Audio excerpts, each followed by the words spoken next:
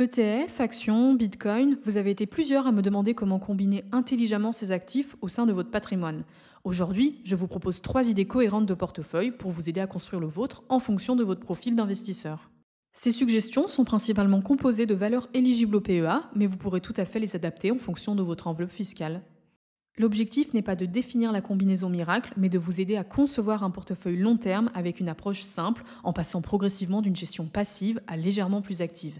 Bien entendu, chaque investisseur devra adapter ses choix à ses objectifs et sa tolérance au risque. Ces exemples ne constituent en aucun cas des conseils en investissement. Avant de commencer, je tenais à vous remercier pour le soutien que vous nous avez apporté dans nos débuts sur YouTube, en particulier pour les retours et commentaires que vous avez faits pour notre première vidéo. Merci de faire partie de l'aventure Finance Labs.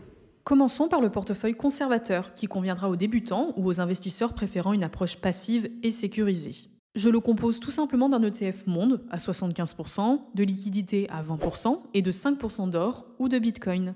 Pour les liquidités, priorisez avant tout le LEP si vous y êtes éligible, car son taux de 3,5% reste le plus avantageux des livrets d'épargne. Vous pouvez ensuite compléter avec votre livret A ou LDD, désormais rémunéré à 2,4%. Il existe aussi des comptes courants rémunérés au taux de la BCE, comme le fait Trade Republic, rémunéré à 2,75% jusqu'à 50 000 euros. Cette réserve de sécurité est facilement accessible en cas de besoin et peut aussi servir à saisir les opportunités.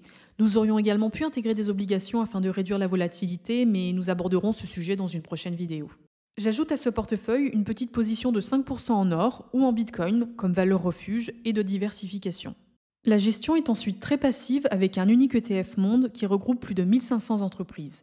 Il nous expose à 23 pays développés avec une forte pondération des États-Unis à 70%, suivi par l'Europe, le Japon et le Canada.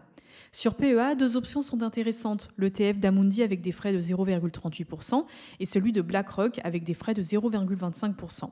Ce dernier est d'ailleurs plus accessible pour débuter avec une part à 6 euros actuellement contre 600 euros pour celui d'Amundi, ce qui peut être contraignant pour les petits portefeuilles ou stratégies de DCA. Depuis un compte titre, une alternative au MSCI World consiste à opter pour un ETF MSCI ACWI qui inclut cette fois les pays émergents. Si vous souhaitez investir sur ces économies en croissance depuis votre PEA, c'est tout à fait possible en combinant plusieurs ETF et c'est justement ce que je vous propose dans le second portefeuille. Je ne vais pas rentrer dans les détails des ETF que je mentionne car je l'ai déjà fait dans ma précédente vidéo que je vous mets en description. J'y présente les caractéristiques des 9 meilleurs ETF à avoir sur son PEA.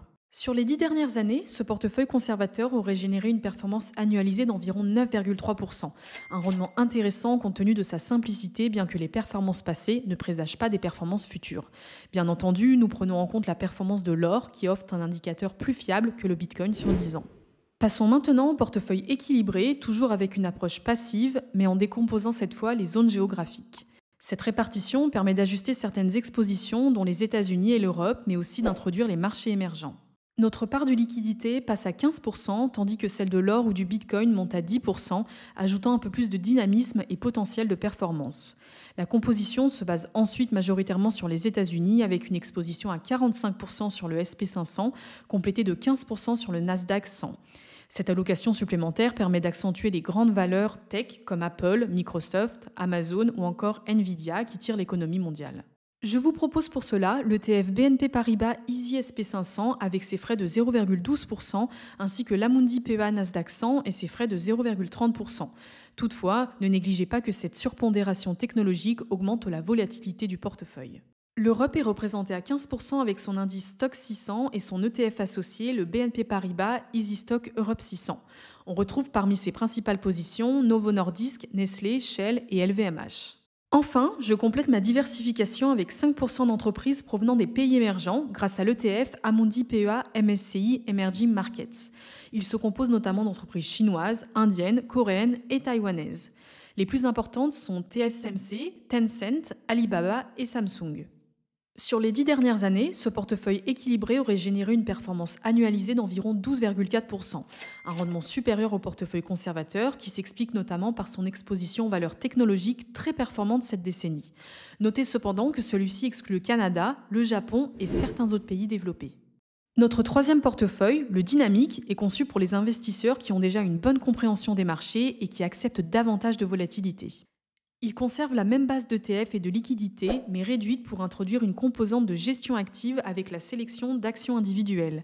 Seule la part du Nasdaq 100 est augmentée à 15% pour accentuer le secteur technologique qui surperforme depuis 15 ans et qui reste prometteur avec les innovations actuelles. La part d'action peut représenter au départ 5 à 10% du portefeuille et ne comprendre qu'une ou deux valeurs soigneusement sélectionnées. Il est primordial d'investir sur des entreprises que l'on connaît bien, que l'on a étudiées en profondeur et pour lesquelles on a confiance dans leurs perspectives de croissance. Cette part pourra être augmentée progressivement avec l'expérience au détriment des ETF. Étant donné que nous sommes déjà bien exposés aux États-Unis, il peut être judicieux de s'orienter vers des entreprises européennes, japonaises, canadiennes ou appartenant à d'autres économies croissantes asiatiques. Par exemple, si vous croyez fortement à l'avenir du luxe français, vous pouvez commencer par ajouter une action comme LVMH ou Hermès à hauteur de 5%. Même chose si vous souhaitez miser davantage sur l'avenir de l'IA en vous positionnant par exemple sur l'entreprise taïwanaise TSMC. Le plus important est finalement de comprendre et de bien connaître l'entreprise que vous souhaitez inclure. Cette part d'action nécessitera toutefois d'être surveillée, diminuant la passivité du portefeuille. Ainsi, sur les 10 dernières années, ce portefeuille dynamique aurait généré une performance annualisée d'environ 13%, bien entendu variable en fonction du choix d'actions individuelles. Dans notre exemple, nous avons ajouté 10% de l'entreprise LVMH qui a réalisé une excellente performance. J'aimerais beaucoup connaître votre avis sur ces 3 idées de portefeuille et celui qui vous correspond le mieux. Je suis aussi curieuse de découvrir votre propre composition, n'hésitez pas à me la partager, je réponds à tous les commentaires. Vous trouverez un récapitulatif complet de ces 3 exemples accompagnés des ETF associés sur le premier lien en description. Je vous invite aussi à regarder ma première vidéo sur les 9 meilleurs ETF éligibles au PEA car elle vous sera utile pour construire votre portefeuille. Enfin, je souhaite vous remercier pour votre soutien. Vous êtes mes tout premiers abonnés, cela me motive énormément à consacrer du temps au développement de cette communauté. Je vous prépare davantage de vidéos sur l'investissement en cherchant à chaque fois à vous apporter un maximum de valeur. Merci d'avoir regardé cette vidéo, c'était Emma de Finance Labs. À bientôt!